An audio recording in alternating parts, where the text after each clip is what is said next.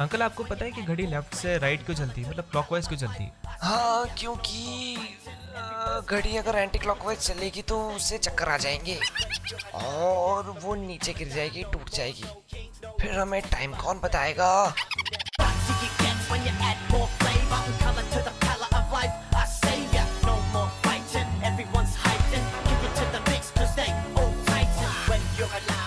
नमस्कार देवी और सज्जनों, आपका बहुत बहुत स्वागत है। ये आप बच्चन साहब की नकल उतार रहे हैं। नहीं नहीं, मैं तो ऐसे ही बात करता हूँ। नहीं, मैं कह रहा हूँ आप नकल उतार रहे हैं। ओह, और वो भी बहुत गंदी वाली। मेरी तो हंसी निकल गई। तो आप भी तो नसीर साहब की नकल उतारते हो, अपनी आवाज में क्यों नहीं बात करते? लेकिन मैं ठीक भी तो निकाल लेता हूँ। आप तो बहुत गंदी आवाज निकाल रहे हो, मतलब बहुत ज्यादा गंदी वाली।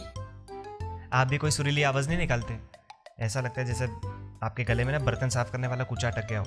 ये आप बकवास कर रहे हैं। बर्तन साफ करने वाला कूचा नहीं था, संतरे का छिलका था वो।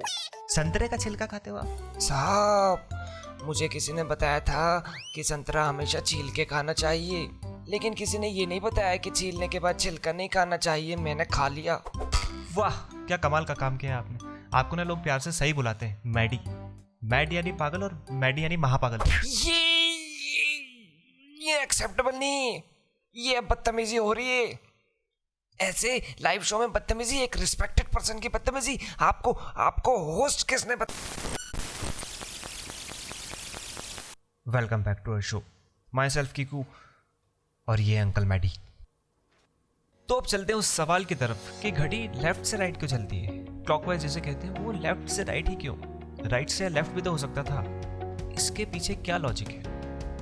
तो फिर चलते हैं समय से थोड़ा पीछे, जहां से इस घड़ी नामक यंत्र की शुरुआत हुई। जब तक मैकेनिकल क्लॉक्स का आविष्कार नहीं हुआ था तब तक समय बताने के विभिन्न तरीके थे।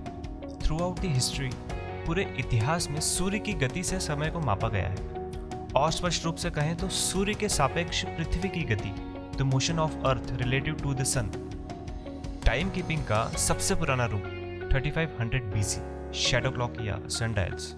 सनडायल एक ऐसा उपकरण है जो सूर्य की गति से दिन का समय बताता है। एक फ्लैट प्लेट या डायल प्लेट और एक नॉर्मल। डायल प्लेट पर हर घंटे के हिसाब से मार्किंग की जाती है। अब सनलाइट नॉर्मल पर पड़ती है और नॉर्मल डायल प्लेट पर परछाई डालता है, शैडो डालता है। जैसे जैसे सूर्य आकाश में घूमता है वैसे वैसे ये शैडो अलग अलग मार्किंग पर पड़ती है और उस मार्किंग से समय को मापा जाता है, मेजर किया जाता है। इस घड़ी का उदाहरण दिल्ली के जंतर मंतर पर देखा जा सकता है। एक मिनट, शायद आपको पता नहीं कि सूरज पृथ्वी के नहीं बल्कि पृथ्वी सूरज के चक्कर लगाती है। Lack of knowledge. Oh uncle, मुझे पता है कि पृथ्वी सूरज के चक्कर लगाती है, लेकिन हम लोग यहाँ से तो सूरज की पोजीशन ही ऑब्जर्व करेंगे ना। सूरज ईस्ट से उगता है और वेस्ट में जाके ढलता है। कभी आपने सुना है कि पृथ्वी ईस्ट से उगी और वेस्ट में जाके ढल गई? या आई नो। तो फिर आप बकवास क्यों कर रहे हो?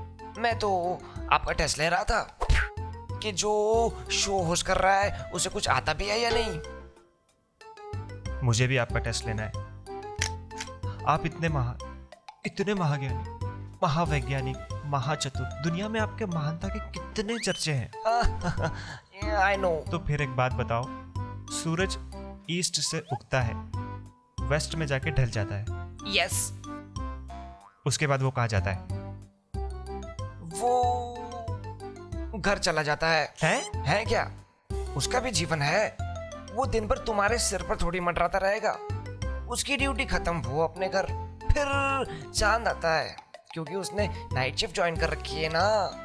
तो ऐसे दोनों मिलकर दुनिया चला रहे हैं साहब।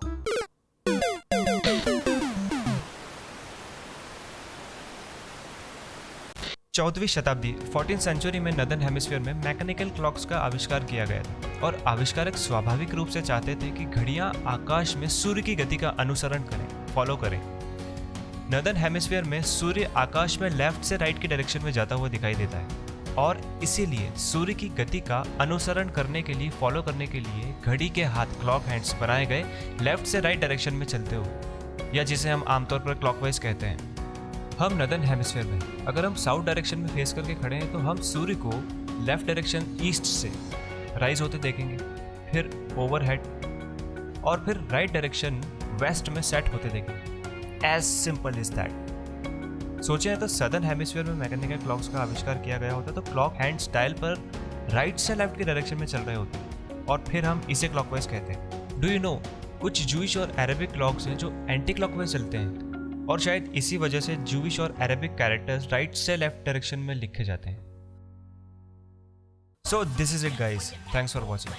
अगर आपको आज का ये डिबेट पसंद आया तो लाइक करें और अपने दोस्तों से ज़रूर पूछें कि क्या उन्हें ये फैक्ट पता है कि घड़ियाँ हमेशा लेफ्ट से राइट डायरेक्शन में क्यों चलती।